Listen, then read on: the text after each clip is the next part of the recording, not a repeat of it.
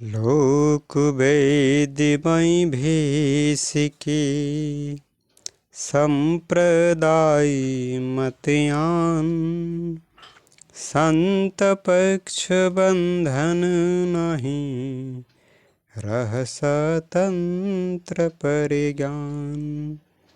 संत पक्ष बंधन नहीं रह स्वतंत्र परिज्ञान। कर्म के आधार पर ही सृष्टि की रचना होती है। लौकिक समस्त व्यवहार को कर्म कहते हैं। कर्मों से प्रभु प्राप्ति नहीं होती। सुबह सुबह दोनों कर्मों से प्रभु प्राप्ति का साधन पृथक है। कर्म जीव का बंधन है। कर्म से निवृत्ति होने के लिए प्रभु प्राप्ति योग मार्ग का साधन किया जाता है। विहंगम जो कर्म प्रकृति चक्र से बाहर है एवं अशुद्ध ब्रह्म विद्या का विकास है। इसलिए प्रकृति कर्म प्रभाव से प्रभु की उपासना नहीं होती। मन बुद्धि या प्रकृति संघात से जो कुछ होता है वह सभी प्रकृति का कर्म है। प्रकृति मंडल से उपरम होकर ही प्रभु की भक्ति होती है। मन इंद्रिय जगत में रहकर प्रभु की उपासना नहीं होती, बल्कि यह जीव का कर्म होता है। अतएव प्रभु इन कर्मों के साधन से प्राप्त नहीं होता। वेद के अंदर योग की 5 भूमिया का वर्णन है। वैदिक अनुभव तत्व योग समाधि में प्रकट होता है। आत्मा के अंदर ज्ञान प्रकट होने की अनेक धाराएं हैं। वैदिक ऋचाएँ योग की भिन्न भिन्न भूमिया से प्रकट हुई है। वेदों के अंदर वाचक ज्ञान नहीं है, बल्कि अनुभव साधन प्रणाली का वर्णन किया गया है। वेद भी ब्रह्म विद्या संत मत की महिमा गाते हैं। इसलिए केवल वाचक ज्ञान के आधार पर जो अपने में संतुष्ट है, चारों वेद पढ़ने के पश्चात भी सद्गुरु साधन रहस्य अनुभव तत्व से हीन है, ऐसे बोध विहीन निगुरे वेद पाठी ब्रह्म विद्या तत्व ज्ञान के अपरोक्ष अनुभव साधन से रहित है। यही कारण है कि वेदों की भी अपरा विद्या के अंदर गणना की गई है।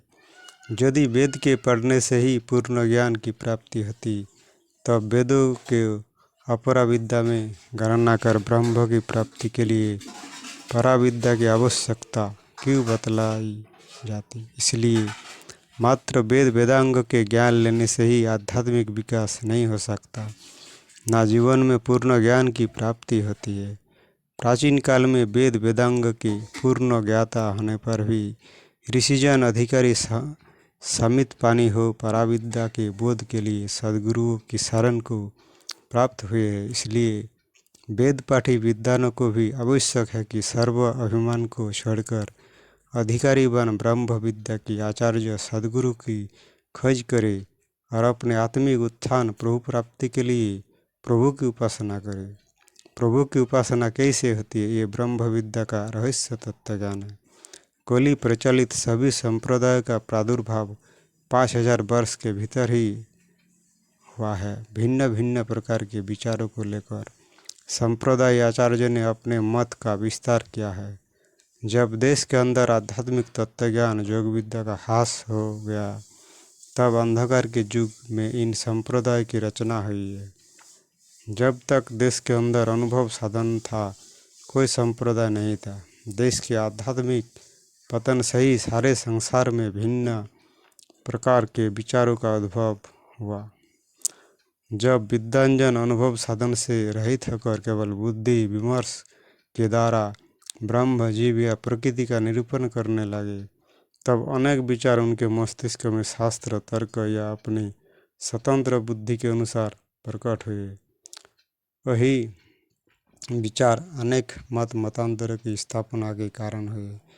इसलिए बुद्धिवाद द्वारा प्रकट हुए इन संप्रदायों में ब्रह्म विद्या के वास्तविक रहस्य का पता तक नहीं चल सका। इसलिए इस सर्वेद की ब्रह्म विद्या किसी मत संप्रदाय की वस्तु नहीं है, बल्कि प्राचीन काल से चली हुई वैदिक मंत्र दृष्टा ऋषियों की ज्ञान धारा है। ब्रह्म विद्या सृष्टि के प्रारंभ से ही नित्य अनादि सद्गुरु द्वारा प्रकट होती है एवं उस पथ पर जिन्हें अनादि सद्गुरु की प्राप्ति हो जाती है, ये सभी ब्रह्मनिष्ठ महर्षिजन आध्यात्म तत्व के प्रकाश में अपने जीवन को ले चलते हैं और अमर शांति को प्राप्त करते हैं। इसलिए इस दोहे में पक्षपातपूर्ण अनेक संप्रदाय से भिन्न संत मत अर्थात ब्रह्म विद्या का उल्लेख किया गया है। ब्रह्म विद्या किसी मत संप्रदाय की वस्तु नहीं है, बल्कि सदगुरु के विमल प्रकाश में चलने वाली सारे देह संगत से पृथक चिन्मय स्वरूप से परमानंद प्राप्ति की एकमात्र स्वतंत्र साधना है। ब्रह्म विद्या का उत्कृष्ट ज्ञान सब संप्रदाय से अलग एवं स्वतंत्र है और इसका विकास सदगुरु के प्रकाश में अनुभव द्वारा होता है। बोलिए सदगुरुदेव भगवान की जय।